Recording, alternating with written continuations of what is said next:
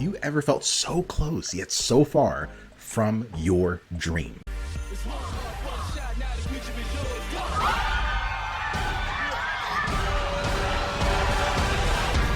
Whether that's becoming a physical therapist or anything else, you're like, I'm just there, I'm almost there, but something gets in the way, something leads you to doubt, something leads you to panic, pull the plug, consider switching directions because you feel like it might not work out. You feel like you might not be good enough. That's what I want to talk about. I'm titling this, It's Time for Me to Quit Physical Therapy and Find Another Career. And the reason why I'm talking about this is because this is where most pre-physical therapy students find themselves. And it's not just pre-physical therapy students, it's students in general, right? We have a very clear picture of what we want, what we desire, the lifestyle we want to have, the way we want our family to look like, the way we want to serve our clients.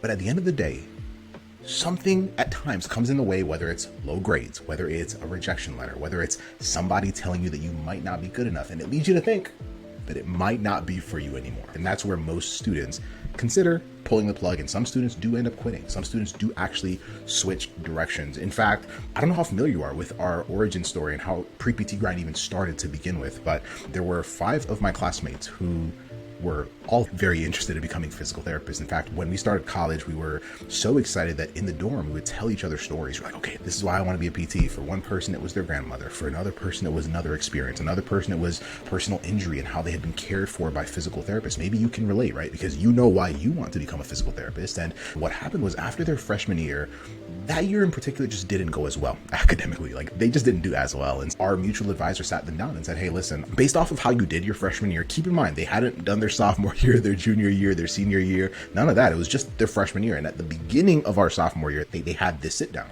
with our advisor, and the advisor said, based off of what I'm seeing, it looks like you might not be able to be a strong enough candidate for a PT school down the line. Now, here's what the advisor was really saying. You struggled freshman year.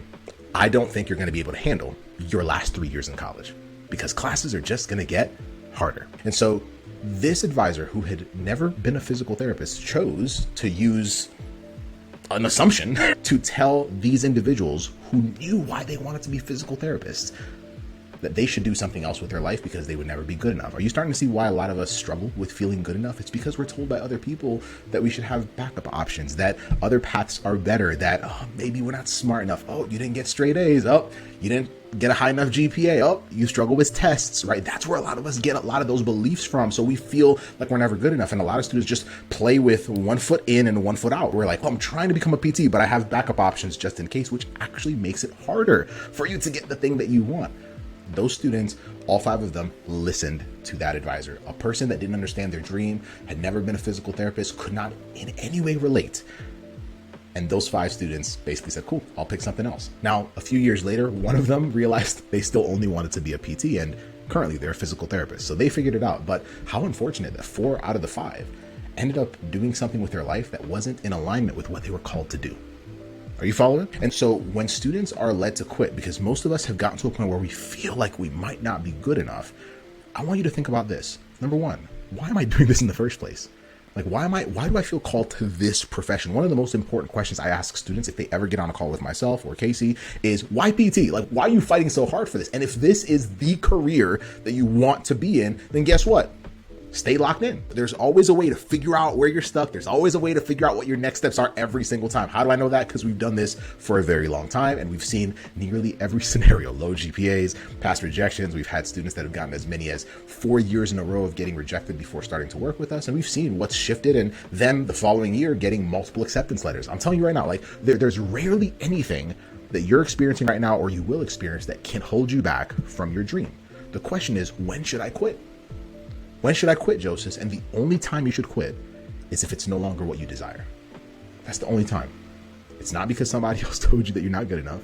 It's not because somebody else told you your grades aren't strong enough. Listen, if your GPA is lower, there's certain GPAs that can be raised, like your prereq GPA. You can learn learning strategies, right? Study strategies. You can have a different support system. A lot of times we feel like we're doing things alone. So we need to shift who we're around. A lot of times a lot of students, I'm realizing, don't actually know that there are proven strategies to help you literally navigate through every part of your application process to give you a very high chance of getting into PT school. And that's literally what we teach our clients, our students. But the only reason, it's not because you had low grades. It's not because somebody told you that you're not good enough.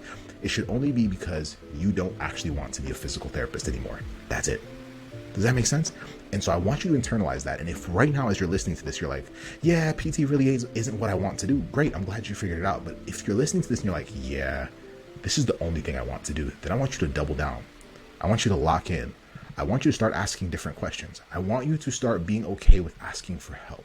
I want you to start listening to stories of other students who have been in the exact same shoes as you. I need you to stop listening to individuals who have not been on the path that you're going on, who are giving you opinions, because everyone has an opinion to give you, right? And most of us listen to opinions as if they are fact, when in reality, they're not. And so that's the biggest thing. It's time for me to quit physical therapy and find another career when I no longer want to be a physical therapist. That is it. That is it. And so if you take that, then you'll start realizing that there's always a next step. There's always another move. And that's all you will keep searching for. And anything that throws you off your game, you filter it out. Does that make sense?